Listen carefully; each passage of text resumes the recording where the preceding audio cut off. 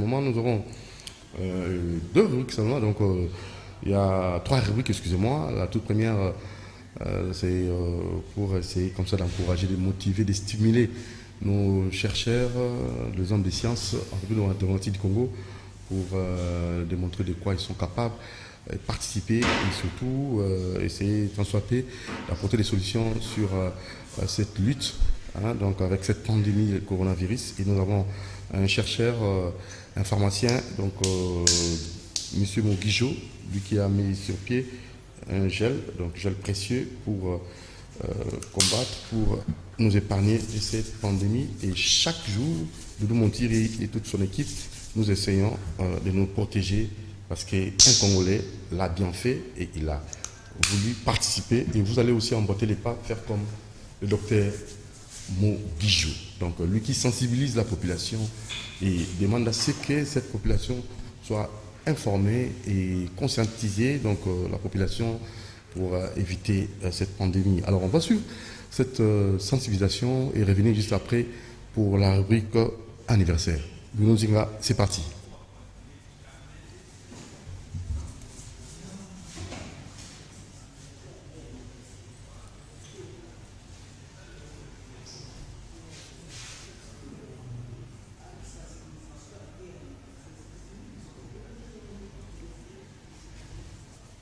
Voilà, on va y revenir, hein, le temps de nous apprêter ces images, merci beaucoup. Nous allons très rapidement aussi souhaiter un heureux anniversaire à celle qui nous a envoyé cette photo, je crois, par l'intermédiaire de mon Djambé, Soraya, qui fête son anniversaire aujourd'hui. Vous aurez à suivre les images, donc on va vous balancer ça juste après la sensibilisation. Ça, c'est Soraya Gladys qui fête son anniversaire aujourd'hui. Et heureux anniversaire à Soraya Gladys. Si vous fêtez votre anniversaire aujourd'hui, vous pouvez aussi, même dans les jours à venir, nous envoyer votre photo par le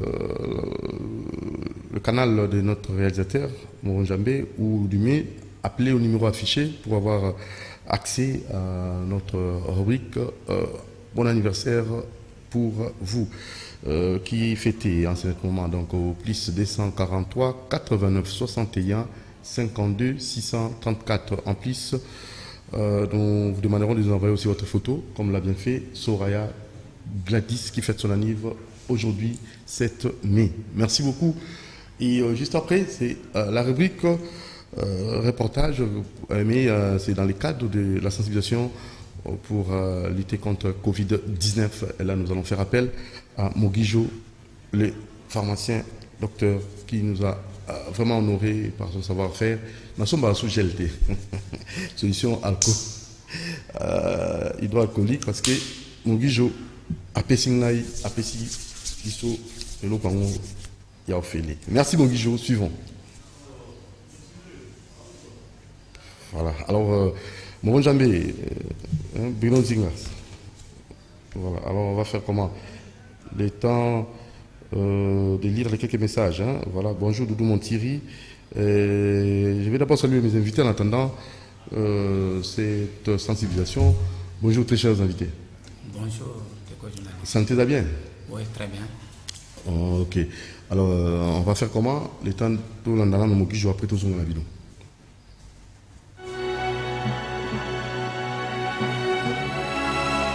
Na bato nyonso bapesaka confiance na docteur Moguijo bayebaki soki tokoti makambo yango na lolenge boye ezali mpona kobatela vie, ezali mpona kobatela vie ya mutu moko moko. Donc maladie ezali la raison pour laquelle OMS azopesa bainstruction tozoyoka baministre bacorps médical mingi bazopesa baconseil comment tosali komitambolisa na période oyo mpona kokima bokono wana. La raison pour laquelle nous avons dit que gel hydroalcoolique, il y a un laboratoire national, il y a contrôle qualité des médicaments pour assurer, pour faire ça, il y a microbe il y a coronavirus avant à côté de nous elle faible, elle est ma capacité, mais ce qui a côté na kati pour se multiplier rapidement, donc se dupliquer à tel point que moi je stopper nous arrêter. On a dit gel précieux dans le sens que il y a un temps beaucoup à malamu et puis la vie est précise. Pour la conseil là-haut, ils allaient conseiller en amont mindodo te. C'est-à-dire ceux qui ont fongoli en haut comme ça. Au tient on a le beau na yo. Après au tient on le conseil en ayo pour frotter en haut. Pour frotter ma beau na yo calmement. Ndé on tient boye. Ceux qui ba microbe ils allaient. Quel que soit ma germe, quel que soit ma sport, je crois que le bélango c'est ma sport il y a virus par rapport à la résistance nango. Nous sommes à beaucoup parce que ils allaient na tomoko normal, proportion normale pour ils ont une action au-dedans il y a viricide et puis il y a bactéricide ou encore il y a sporicide pour éboma microbe yo ozo bokonoté. J'ai des points et c'est de protéger même pas de téléphone parce que on téléphone parce que le bélango mingité ils allaient faire comme même beaucoup normal mingi et malade belé. Donc, pour ça, la paix au tien à mouké, na le coco na yo, au pakoli na téléphone na yo, au simba parce que vous avez simba moi à tout moment. Donc, bisognoso, vous allez comprendre pour la prévention, au temps pour la aider la population. Et puis les deux, et salami naba nationaux.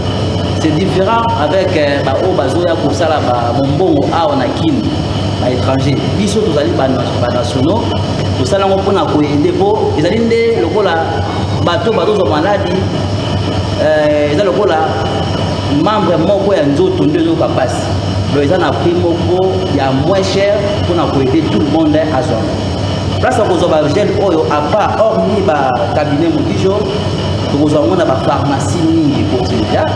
La pharmacie ningi de petit so que na rond ngaba, il va comme na rond ngaba juste en face na banque place de transport ya ba à Robank, on a pharmacien Ariel. Pharmacien Zawana si n'est pas. Donc, même si on a pour ça à Zouango, pour servir Batu, à Tinda partout à l'Ingui, par rapport à pharmacien Ariel. Il en a pris il y a moins cher.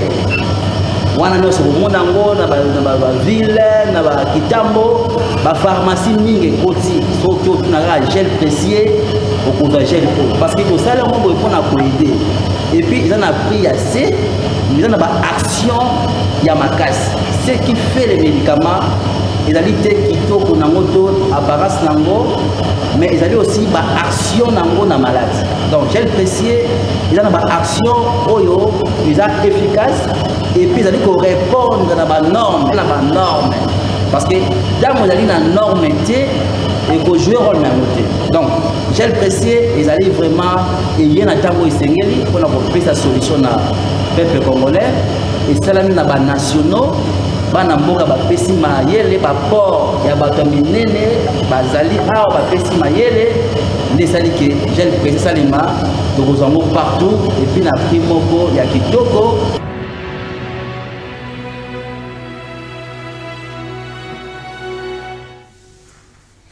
Voilà, j'ai apprécié avec Mogijo. Merci pour votre soutien. Merci. Parce que là, ça nous permet d'éviter la contamination. Merci beaucoup. Et j'ose croire que vous allez faire de même, hein, donc, pour éviter le pire. Merci à vous, Madame Divine Ndombele, qui nous suit en ce moment, et Madame Mbillet, la patronat. Donc, bien des bonnes choses à vous. Nous n'oublierons pas aussi, Monsieur. Bienvenue en Simba dans Nansel, maison de la Bible, maison de la prière, cité d'exaucement, et le boss du Tumba. Déjà ce dimanche, nous serons là-bas pour vivre un peu. Et vous avez essayé de travailler pour que ces cadres soient encore propices et vivables. Donc, chez les boss Kimwenza. Merci et coup de chapeau à vous pour cette façon de réhabiliter votre cadre pour nous permettre de bien prier. Et nous allons très rapidement aussi remercier, là je vois Benzoul, là, il y a Benzoul, bien de bonnes choses à vous. Vous n'êtes pas seul, là, je vois encore la Stéphie Montier. Aujourd'hui, papa vous dit bonjour, calmement, sans problème. Ça va, Stéphie Montier? Allez, c'est parti avec la rubrique sujet du jour. On va recevoir nos amis de l'avenir Bemba. Il y a le coordonnateur président de cette association, mouvement, il va nous préciser. Yannick Samato qui est président de l'avenir Bemba. Samato, Yannick, bonjour. Bonjour. Vous allez bien? Ouais. Et il n'est pas seul. Namoni a Bofenda Richard. Richard Bofenda. Boni. Là, puis le micro, il faut le quoi? Il faut aussi beaucoup de considération, moi. Ah, mais tout beau tamanango. Santé, vous allez bien? Très, très, très bien. Ok. Alors, d'abord, oui, c'est plutôt Avenir Bemba, Zanini, objectif Avenir Bemba, et en tant que président. Malobombo Kayo. Merci. Ndeko Didi Montire. Doudou Montire. Doudou Montire. Oui. Bon, en fait, Avenir Bembeza, mon quoi est structure est en akati à Mouvement de Libération du Congo. Parti cher et à mon amboka Jean-Pierre Bemba Gombo. Et voilà, ils ont structure spécialisée aux vrai pour la valeur et la jeunesse et puis la valeur et la partie. Dans l'avenir Bembezali, structure où ils allaient pour accompagner MLC et puis Jean-Pierre Bemba par rapport à la vision nae par rapport à combat nae. Bisonyo surtout yebi na yebi kenakati émission to zwa timing ya ko donc ya ko développer combat ya mon amboka Jean-Pierre Bemba oyo biso avenir Bembeza plus donc des jeunes. Bah, jeunes on suppose bon jeunesse c'est ça par rapport à la tranche d'âge mais jeunesse c'est état d'esprit. Ndenge Bemba pia sali parcours naming donc a marqué histoire il y a quoi il y a pays na biso il y a continent et puis à monde par rapport à la tranche d'âge wana et je trouve que avenir Bembeza pour nous accompagner combat na vision mon amboka Jean-Pierre Bemba. Voilà. Qui est au développeur na kati et puis on verra les. Voilà, alors Manu Tangonini déjà ouais. Oui, au Moni en fait avenir Bembe Bandaki nano wana mwana mboka Jean-Pierre Bemba zaki na boloko. Comment il y avait des jeunes au Bavandaki Batali donc au Magnolandenge politique générale mboka na biso eza kotambola. Ba moni ki no mboka etambola malamu te. Mais il faut ko dénoncer kakate mais il faut que zanakati ya piste ya ba décision ya mboka. Et l'on est au courant que ça la pour que mboka na biso décoller. Mais ba piste de solution il faut zanakati ya parti moko X. Total ba profil ya ba kondi total ba profil ya ba politicien to ko tomber pa mon amboka Jean-Pierre Bemba Gombo wana zana boloko eza teke to ba opportuniste to yeba ki teke Bemba obima Bemba za ina boloko biso donc to sali avenir Bemba juste après l'élection en 2011 et voilà tout ça wana et ils ont continué nango et voilà. Merci. Alors Richard Bofenda Bombo Kayo chargé à mobilisation au sein de la monde. Bon, moni biloko wana eza difficile pour na montrer yo eza ba. Sur mobilisation ngo na mona mingi na koyemba na ba cri na ba slogan. Non, mobilisation na biso toza na ba niveau wana te. Mobilisation na biso en fait eza pour faire montrer na jeunesse congolaise que en tout cas na ba leader na biso tozongi sima na 2098 et MLC nelongo na président Jean-Pierre Bemba a zui makoki ya ko défendre mboka na ye na 35 ans et tout le monde a qui intérêt na ye pinda na kati neloko wana te po mingi basala qualité nazali boye pona suka intérêt personnel mais moi na mboka Jean-Pierre Bemba na âge wana atiki mwasi atiki bana na ba famille oyo biso to yebi azalaki nango mais azwa courage ya kokende kozwaka inspiration fourmi tout ça donc eloko wana na philosophie à venir Bemba et puis na jeunesse to na charge ya ko montrer jeune congolaise que tant ya ko ça de la mboka na yo ni seulement ba intérêt mais ali lobby incarner ba valeur et puis toujours bois que la ye ba fleur encore en tout cas félicitations na 35 ans na yo o baninga mosusu na yo bazwa ki chance tout le temps dit pe ba profit na bango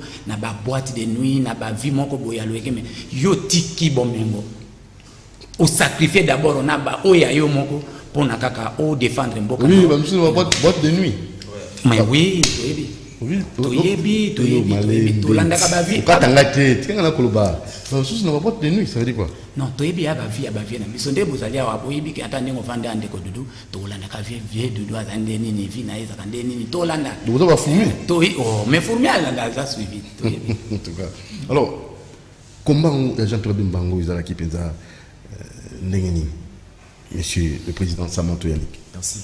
Omoni combat ya donc Bemba za mutu moko oyo nakolo bakeno nzambe atinda ya kana planète na biso bato komba Bemba baza bato moko oyo basala donc babota maka une fois par an.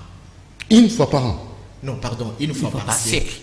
J'allais dire. Ouais. Donc Bemba a osé ngonga oyo que tout le monde avanda ikali biso to monaki na départ à Mobutu tout le monde ba que non Mobutu a dictateur nani ba musée oyo ba yaki na ba kabilo aza sikoa na kingakati ba yaki pona ko libérer mboka mon réalité ezala ki bongo c'est là mon papa c'est là na zama Zama ça tout ça là Bemba azalaki na poto atiki nyonso oba binga mo humanisme bo moto ya moto ayiko défendre cause noble Bemba ko kai ko risquer na ba masasi na ba nyoka na zama atika wala nzala tena vie mais a risquer ko aya ko libérer ko Bemba ye ba mo boutiste nyonso bakimi mutu nyonso na kati na kini oyebi to zalaki na kini mutu moko ko kai ko lobate même musée a comment au sala nyonso ate kabadiama aya boye donc résidence e ba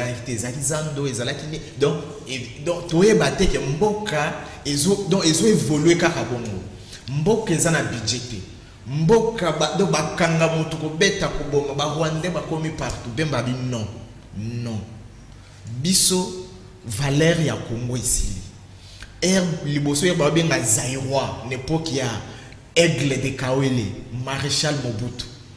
Ils ont la fierté. Au Vanjobi, non, voilà. Babenga ngai Zaïrois, ils ont la loko moko ya lokumu, ya motuya. Mais les lots babengi Congolais depuis Afdel et Kota. Et comme loko ya soni. Les lots qui babengi mutuna, même na Brazzaville, na ebi au voyage à 4 ceux qui ont même awaka pour le bana Brazza. So babengi Congolais et loko moko ya soni. Depuis Afdel et Kota. Mais biso to eba ke non AFDL e pour libérer mbok donc AFDL e pour ça souris na ba congolais tango Bemba remarquer que non eloko o pays na biso ke susu na boumbu pays na biso ezwami na maboko ya bapaya Bemba tiki mwasi atiki vini Alex atiki bana abino il faut na que libérer pays na ngai il faut na que libérer pays na débit tout le monde va croire yété ce qui est allé net biso ba toto lukala peut-être ba no voilà sama toi qui a zuba mastani pour ba que lukala mais Bemba lukaki mbongo te Bemba lingaki ke no bo somi o baloba na lingala donc liberté libération est à la totale na kati mboka na les choix de la liberté na bi ko tangango so tali pour na profiter na suka donc na convertir na sima a expliquer que na pourquoi to simba minduki to simbi minduki pour que tout le monde aille bakeno aza na kati mboka nae tout le monde aille bakeno na kati mboka nae aza considéré tout le monde aille bakeno na kati mboka nae aza na gouvernement aza na bakonzi o bazo protéger mais até les cas tout le monde a depuis les lois pratiquement et ça je crois donc ba fait 4 depuis AFDL et botaraka bana ndebo titilo Bemba aye abundi d'abord bando pese chance bando pese confiance tango do akomi ko progresser tout le monde a dit makambo komi solo makambo komi sérieux un dictateur comme Musée akokaki koyoka te na biki so ko mele voilà tout alinga ki ayoka te un dictateur un militaire pour yoka yo il faut au communiquer na voix oya yokaka na voix oya lobelaka voilà biso totali wana ezaki ALC tobi non il faut to communiquer muto azozwa mboka en otage azomona net ye moko aza congolais plus que les autres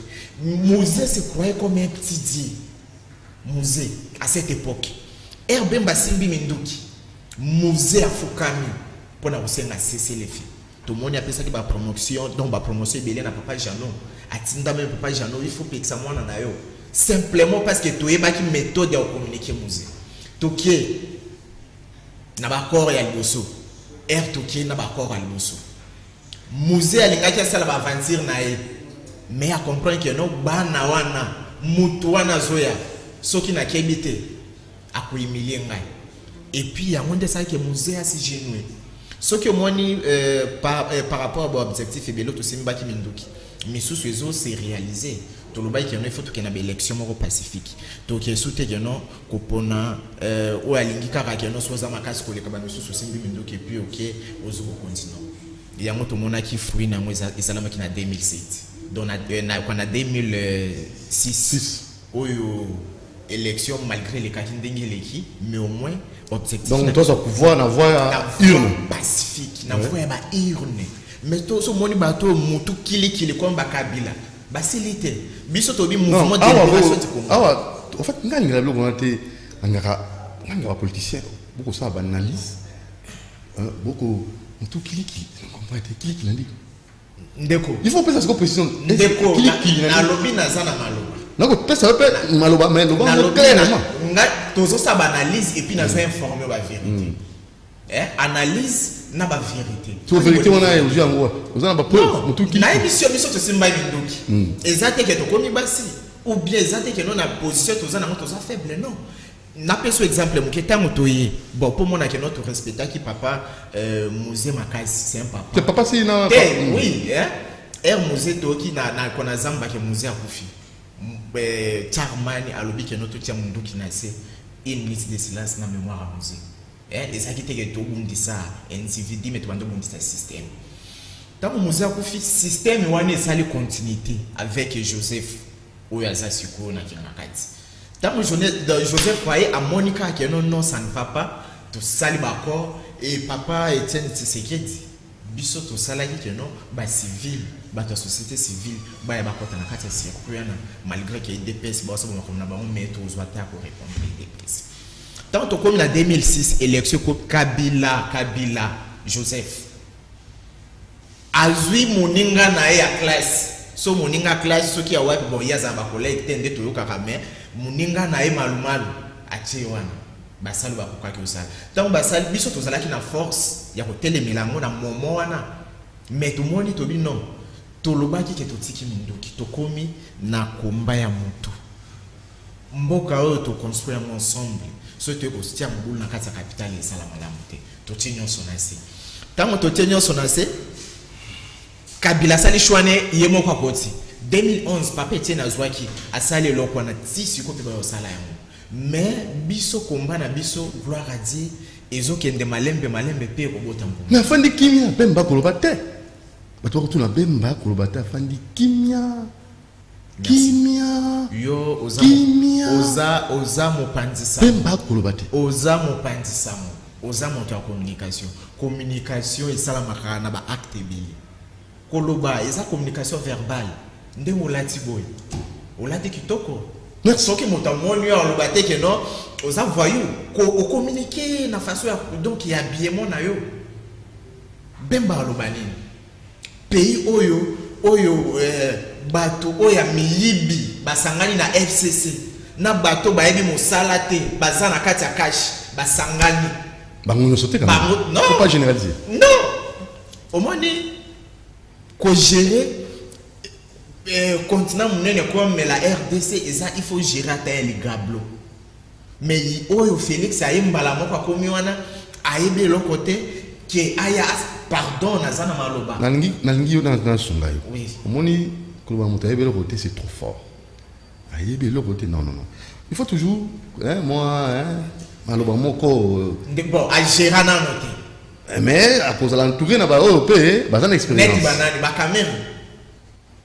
caméra za ba kangeni kwa bible kwa bandoti ya maloba nzambe to cause ajuster ça Mossad papa innocente oui c'est vrai azana innocent oui mais eza combien de dossiers épargner na dossier ya caméra to vanja poto lo ba makambo tia bato yo balingi makambo ya kanyaka tozolo bela makambo ya somi ya mboka prophète politique maître d'école bango nyonso balekaki na école ya Jean-Pierre Bemba bango nyonso wana lelo tukoki koloba te ke non bato wana baloba ke non bon na bandolo ba FCC eza groupe moko ya bayibi Kabila lobaki yango azangaki 15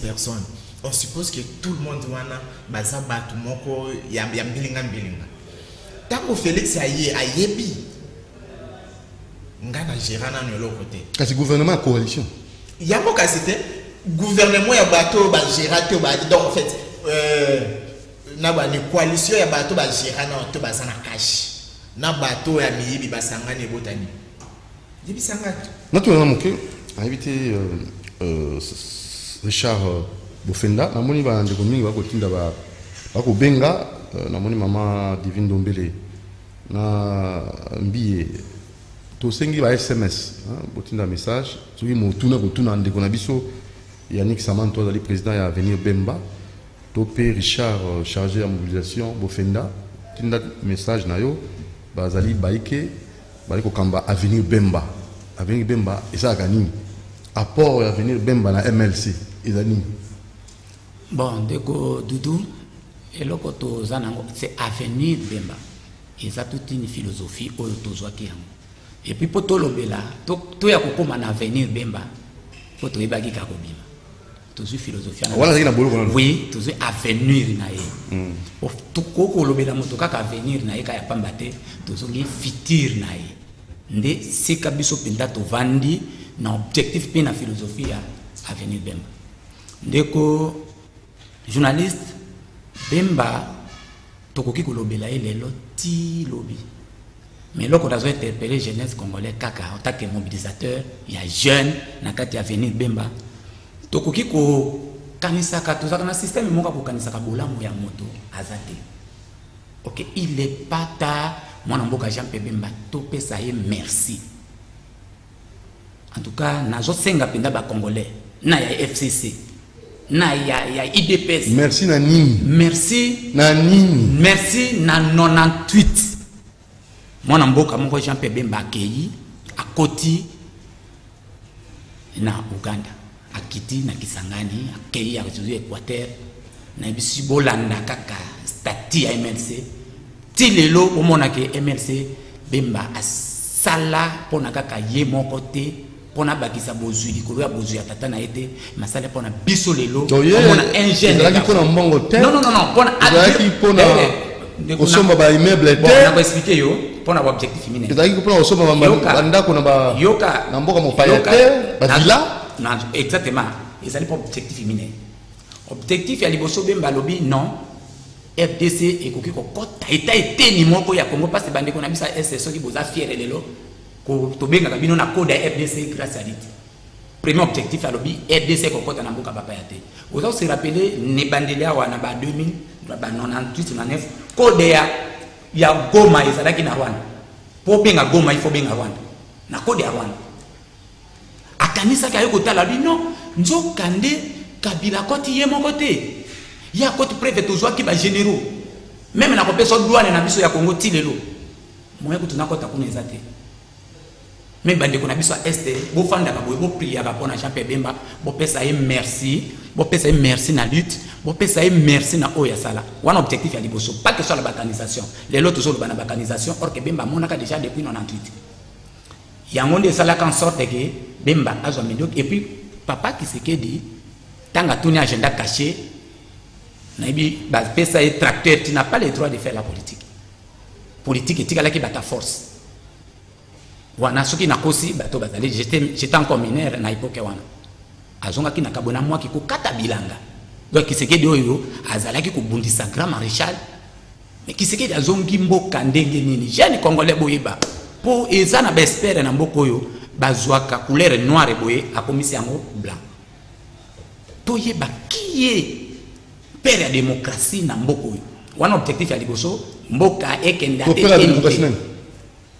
bon kaka na émission oyo na kolakisa wana objectif ya liboso balkanisation ya mibale tribalisme wana tina o Jean Bemba simbaka mindoki na 35 ans na elongo na biso ba o bazar na sima na ye na 35 ans alobi pas que tribalisme comme pour bala il faut que nous ça la boye non tribalisme leki preuve que code 32 et là ti bangala na époque wana mongala preuve ezalaki bato nyonso bazaki ba mobutise soko ozali banda mboka posonga il faut futa 50% ya bozio zalamu Jean Bemba lobi non tribalisme et makasi soko ke ina justice swahili donc aye ko zwa langue swahili nzoki ezaki en réalité ba swahili te ezalaki nde ba rwandais bazo étouffer biso.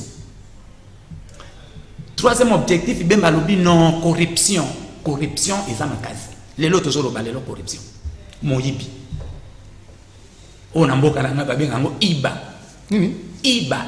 na kimongo moyibi bon corruption na bozo bongisa français eza moyibi après wana objectif eti na Bemba wana misato bon quatrième ya misato quatrième elbi pouvoir ya makasi lisusu te ndeko yo la candidat lokola nga na préparer ki candidat na la candidat awa na élection municipale na commune à Kinshasa na zo beaucoup FCC bakosi cash nomination tokende na pouvoir la élection yokaba objectif ba directif ya MLC asimbaki et puis ti lelo na 35 ans ya mwana mboka Jean-Pierre Bemba toza na fierté lelo ozo toza ko se communiquer okende na Manyema okende na Goma tout ça toza communiquer na code ya 243 c'est que toza na fierté et puis bon objectif ezo ko me fait manifester malin mais tika lelo ko moko kaka preuve na ko souligner na transition ya 2003 à 2006 tangelanga ministre oya de tourona montagne en bonga Congo voilà tangelanga ou bien yemoko moto azalaki chargé la finance tangelanga même bourgmestre oyiba nini ou bien ndaka somba na époque et puis ti lelo azana nda côté mais soki to meki kotanga ba vie ya bato awa batongi baso tonga et pour individu ko tonga ba ndako ngana moi na ko peso exemple na comprendre na nda côté nani non na pouvoir ayeko tango soki bitumba o ya bundaki ko donc tango yaye azui atongi meuble te Jean-Pierre Bemba akotongela nini atonga nini atonga de bon ndeko nanga akotonga bon azomona mboka eza na mbongo te il est vrai tala bato bango wana tokende ko pesa ba fleur nako na ndoto siko nako ngoti oladi ba ko bela na mosika nde ko zonga moto siko donc tango azalaka atonga te asomba pe loko te ndeko nanga ye voilà tala moto azawana na biso toza na leader moko azawana oyo ekozala lelo atanga Richard Boyebemba na présidence na ko mériter oyo nga na zana de souci à peuple te souci à Congo donc tolongwe na peuple souci à Congo donc akopesa yo na makoki oyo zana méritocratie rapidement Yannick Samanto président Avenir Bemba nina ba moké bosa bo fonctionnera nini na Avenir Bemba oui tous autonome et ça c'est dans structure d'appui na katia MLC mais tous autonome tout ça la activité na biso d'une manière il y a Avenir Bemba biso moko et puis na activité à partir aussi tous la parce que tous a dire na katia Ligue des jeunes ou qui ba nomination Jean-Pierre Bemba ou ko sala bientôt là d'ici là à mettre en place secrétaire national chargé à jeunesse et puis na Ligue des jeunes. Et donc, tout ça, donc tout ça, membre à MLC puis à Ligue des jeunes. Mais tout ça, là-bas, comme Nabiso. Moi, dans mon cas, qui n'a pas de boloko, tout banda qui, ça, la activité. Donc, il y a un moto à batoué, à l'ingiming imanisme, mais bon moto à moto. Jour et anniversaire, na et tant tout qu'il y a un orphelin. Que moi, voilà, gâteau d'ensemble, des camarades, peut-être qu'il y a un sous na boîte et tout, bisous tout à l'heure. Orphelin, les cris des orphelins. Président national, Aza Papa Yabananios, Aza Papa Kayabatu Bazan à l'art. Tout ça, la rabat descente, Nabiso. Donc, avenir. Voilà, action, Nabino. Action, Nabino sur le terrain, au ça là. Si, tout ça là, tout ça là. Donc, en fait, ils ont organisé, Tina base, na niveau Mari. Donc, tout ça, na président communaux, président fédéraux, interfédéraux, tout l'indicat, qu'on a retiré à partie, et puis ils ont un niveau de province, même les bandes à pays, ils allaient. Ce côté des réseaux sociaux, au moment où venir Bemba à telle province, doit venir Bemba à tel pays, mais siège Nabiso et Zaraka n'a venu du port numéro 6. Place siège à MLC Zali, donc dans tous les fonctionnaires, mais tout ça, la cabadon. Tout ça là rabama kambu belé ou ok no ba parti belé ko sala monter mais biso to ça se retire d'appui au monde donc tout ça na philosophie à Jean-Pierre Bemba tout ça na philosophie à MLC ce qui est là présent mon qui photo kabola donc système ba fourmi azana discipline azana ma discipline batambola ndenge moko ndenge Bemba tika biso azana boloko mais atiki biso donc tout ça to tambola na nzela moko.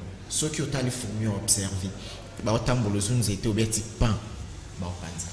Après un moment donné, Bassan Bazongi, Ndenge Salama Ibison a 2007, Batom Tema Mabibaye, la force à l'Union européenne et pour l'individu moko. Tanzania plutôt Zongi. Parce qu'il est Hollanda, idéal. Idée, donc, bah, idée. Mais les gens ont ok, au sol, bah, mingi, hein. Non, ma camonde au baiser belé. Est-ce que c'est là, ils en étaient une dernière motumoko yanzambe, un musicien moi mbaki bola moi l'équipe. Ndende koloba qui avec nous, surtout bito bandolo makambo Bemba et ils allaient sauter. Surtout va ina yo to bi to résumé kaka silence ya Bemba o lo baki ezo biso kata. Donc makambo ze belé TVP ngonga mukie mais makambo ze belé. Hein? Bemba vice-président de la République a sombi attaqué tité. Mais moto tieka bourgmestre. Kimbuta babiki a zui soki combien de millions et na kokoro ko babuni ne on matoite. Bambongo. Caméra zui aza un simple directeur à cabinet. Mais vice-président chargé au film. Atongite. Maman Liliane bilambaka ko Bemba tika ki e rapporta izamba. Aya nango basaliti na 1+4. Ti lelo azana. Souci ya moto. Bemba rasimbi mindoki pona konazo na mosima. Azana zamba keto moko na Afrique du Sud. Tango akiti président Tabombeki à l'époque. Aya simbi maboko abi. Mon fils, je connais bien ton père. Pourquoi tu te bats? Ça dit beaucoup. Abi naebi papa na comme individu na yebi obozana ngo comme richesse. Parce que ça mutu moko a onyo comme moi, alingia que se révolter na kati ya zamba. Abi pourquoi tu te bats? Alobi à quoi bon? Na kwa na zala mwana na ngabeli na zumbongo na tinze na poto pona soin médicaux. Mais voisin na ngai ata dispensaire à venir en Bukate. Siko bayiki balobaka Bemba kabakate tout ça Yannick ça manto. Personne n'est dans le Cambodge. Merci. Bemba kabakate. Merci. D'abord ma casse kabakate. Optimiste. Ba afdel nzambe kolimbisa bangote justice divine. Ekoloba un jour. Bemba kabanini. Balobi richesse ça sous ou ya mabelete richesse comme il faut pour investir dans l'homme. Ndeko nangai mboko eza makambo ebele supposons na yo ebisinga keno Yannick Samatona na besoin mbongo. Mais na otomo sana mbongo ngonini. Makambo comme ebele osana ngonini yo ekaka bakabela yo. Pona ni Bemba za na vision ya donc vision générale. Sona kabeli osko bato mususu. Yaka na projet où ils ont généralisé tout le monde. Yo yeka ba kabela yo. Kabila moto asala on ba kabeli e pouvoir, azue pa papa nae, azue pa kabeli Félix. Donc ba élection pas papa. Élection ça la kité. Non, tika makambo wana. Papa. Tika makambo wana to suka bongo. Tika makambo wana. Ba élection to sala ki. To zawapi. Accord ya Nairobi. Elobaki caméra za la directeur en cabinet. Accord à Nairobi. Ilumba uti wapi. Azaki na accord à Nairobi. Toza la bato. Balongo la phrase wana ezo komisa bango ba fenea. Ça la projet congolais ali réfléchir te. C'est le projet. Oui, un projet na oso qui eza bien sûr ba valider en moté là au lobby. Ba kabela et ça sonité. Au 20 lobby ba kabela kanga été. Ba kabela oyo nani. Posa na monini. C'est le projet. Lelo ba titre ka ebele ba bomel biso éducation. Muto ko réfléchir te. Supposons ba kabelio quelque chose aux yeux qui au meli diambo salinini projet na mutu te oyo kati mutu machete. Mbongo ana siko nzambo benir na pambola ngapo na kabaki. Yaka na projet que non naza na projet lelo kwa mokili ningani makambo ya couronner community loi moko mondial tozwa to la tata ba kwa dini kwa bakashine.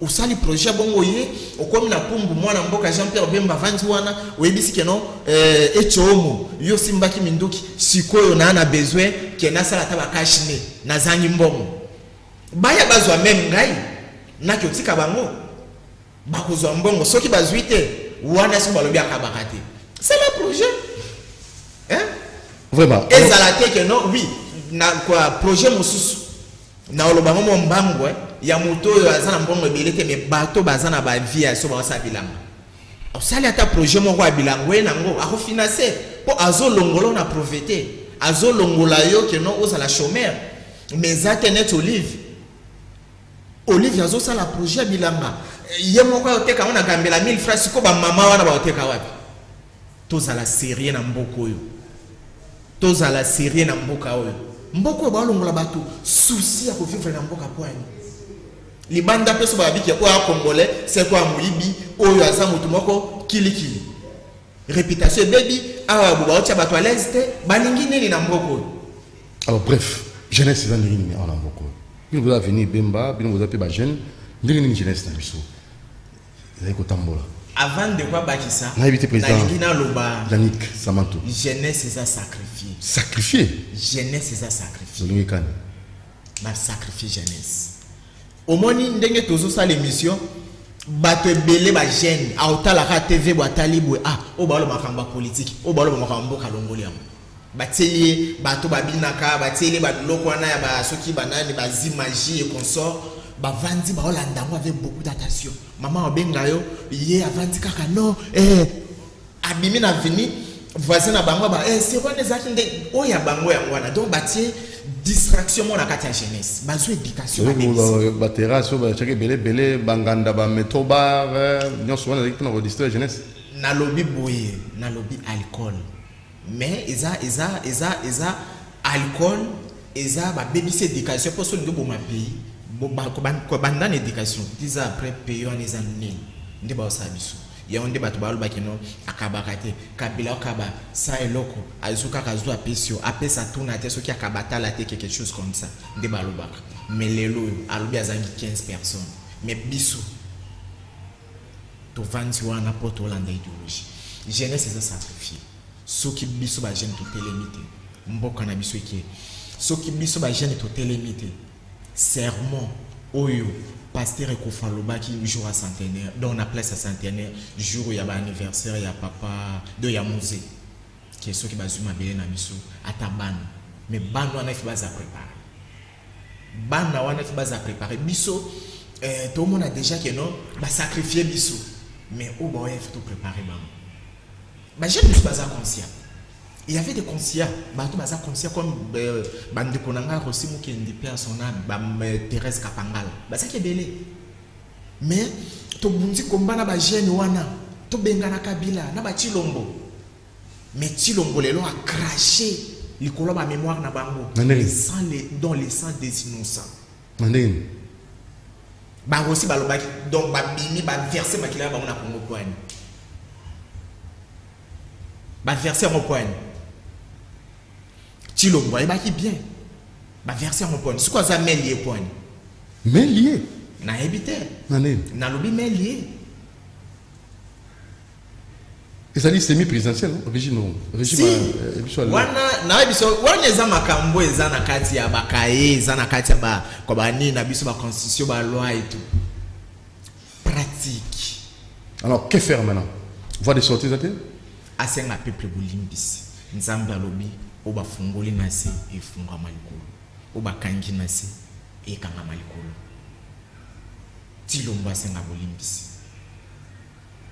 ezatarte au moins histoire toyoka ba histoire ya bato ebele histoire et se prononcer un jour ngai bana na ngaba aloba lelo soki na bongi na ngana vite baba soki papa a biso akufa mobola simplement Chilombo a sacrifié ki Chilombo asala ki ba biloko moko bonga kite parce que Chilombo a continuité à afdel aza fruit à afdel il dépêche etikali koki vide wana koki vide mais yango wana yo à part 10e rue bi dépêche wapi merci ndeko malabano na makasimi non à part 10e rue bi dépêche wapi est-ce que bino banso vous allez na kati opposition donc lukabola mo ya mboka to komi ko tala moto busongolo pakala salibo biso tala bato te to tala système to ba régime afdel mais ils allaient qui représenter na individu tout tala système maman CGF bazaiba dame de fer to koyo kaye lisusu te ponini biso to lingi ye mingi poso ki yete nde MLC ekufa tala ba misusu bakoma na FCC pour la trahison boke bana nani wana nzabe soki merci et monsieur Limo pro maman e bazaiba bazo mona bazo ke soutenir ni na mukuse po na suka presque maman zali boyoka maman il y a un tas au boyoka maman maman zali a doit préparer dans nos lubu tango ko bima na poisa bo sepela maman zali nde boyebe ke no aza femme donc femme forte okay. Femme de fer bo mona bo sepela oh Richard Bofenda bino bokuluka mboke bonga to bokuluka nani nda sali mabeni ni bokomi ko sambisa bato non comme sambiselo avenir bembe comme sambiselo te avenir bembe de sambiselo te avenir bembe za sika tozola musa conscience ya bato totala egu ya montre o bato mususu baloba ke biso nde bato oyo toyaki na démocratie ba mususu balobi biso bato oyo to en état de droit tout ça mais total mwana mboka silence na ezali kaka aza na débatté na chilo Bemba tikala kozala débat même na Kabila liberté Bemba débat na ezala kala 4 coins ya Congo bande ko ba toucher te et yonde ko chilo ko keba keba parce que oko sacrifier biso l'intérêt na hote pour to yebi élection ezali mandation ya peuple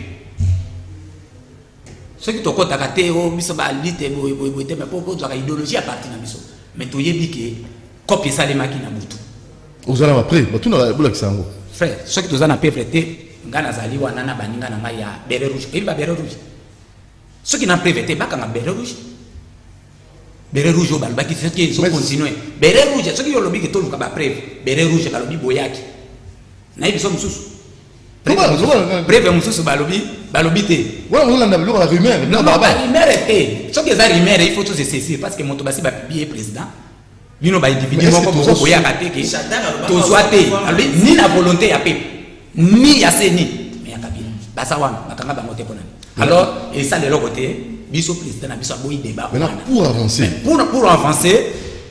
pour avancer biso to kotika te lite na biso ekende objectif na biso ekende mboka ko na corruption biso to kotika te wa silence na biso ezali wana pamba te pour biso objectif pour 4 objectifs ya nevanda élection il faut ça bien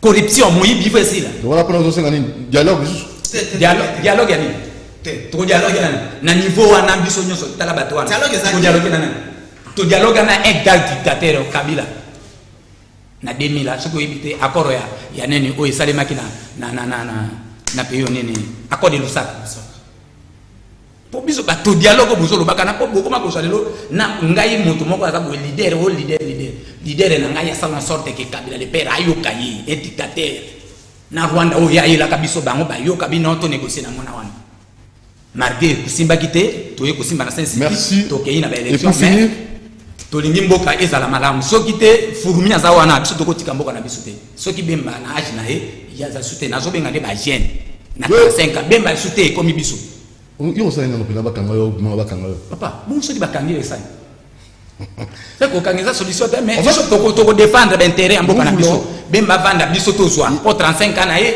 asisila ki déjà sacrifié ki apesi biso déjà continuité et preuve que to évoluer en absence na ye to lembite mutaka na biso pouvoir dans ma cité, pouvoir dans alternance démocratique, dans voie urne. Au monde qui est si comme les merci. Allez, président Yannick. Bon, toi là c'est appel-moi pathétique. Toi bien à gêne. Numéro de téléphone pour nous aussi ça. 81 98. C'est ça malembe. 81 98 74 259. Soit bako bien na CCTV. 81 98 74 259. Voilà soit bien qui va zonga mon et puis tu vas tout changer. Ou bien ce montant qui nga même avenue du port après. Avenue du port numéro 6. Après confinement. Après confinement. Merci de demander qu'on biso bilingue à MLC Baleki. Na invité ce qui pas parti musubi ba linga baleka, ce n'est pas un problème, tout a besoin mikolo. Même débat batouana IDPS so bazana besoin d'ailleurs. IDPS ya to montrer bango objectif ya solo là entre bino MLC IDPS so bazana souci to bongisa mboka. Nous monti vous dit au revoir.